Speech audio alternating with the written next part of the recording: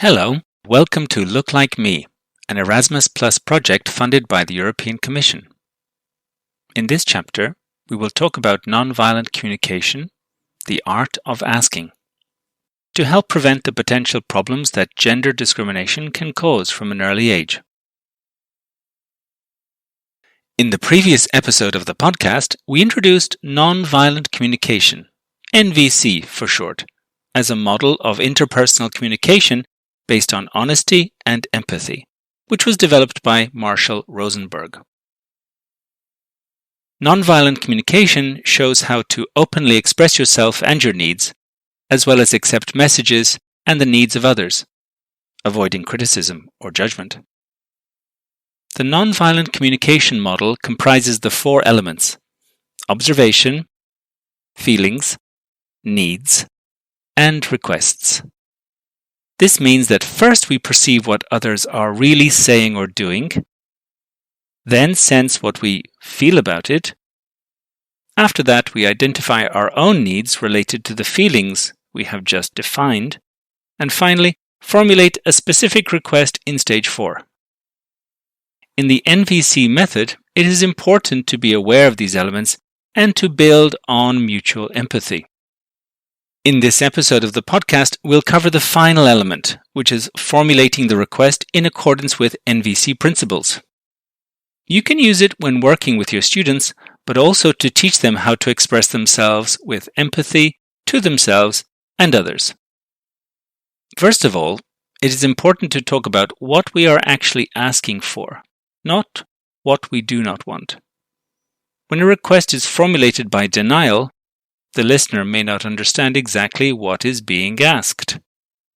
There is also a high probability that a negative request will provoke resistance.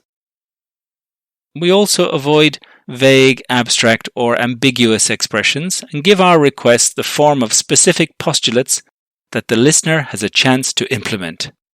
Imprecise phrasing can cause confusion, as can speaking in unclear, abstract language, without pointing to specific actions by which somebody might fulfill our request. Therefore, it is also important to be aware of what we really want from others. Sometimes the request is expressed without wording it. For example, when we say, "I'm hungry," it may be presumed that there is a request for a sandwich behind it. It may not be clear to the listener, however, especially in more complicated situations than this example. On the other hand, a request made without the feelings and needs of the person making it may sound like a demand. And when our interlocutor hears the demand, he or she may treat the request as an attempt to force him or her to carry out the request. At this point, there are only two possible reactions to this: submission or rebellion, since now it is more difficult to be empathetic to the request. The request may refer to establishing an empathetic relationship, obtaining verbal or nonverbal feedback, a sincere response to our words, and at other times, for action that will meet our needs.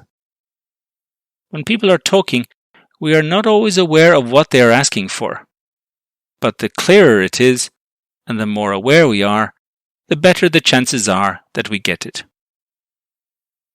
As we know, the output signal is not always identical to the input signal. That is why feedback is so important to check whether our message has been properly understood. It is also very important when addressing a group. We need to state clearly what kind of reaction we expect for a successful conversation. We invite you to read the summary, exercises, as well as source literature on the issues discussed in this episode. These materials will help you to introduce the art of asking in your teaching practice and encourage the student to make requests in the empathetic spirit of NVC. That's all for this episode. Thanks for listening to the Look Like Me podcast, and stay tuned for our next chapters.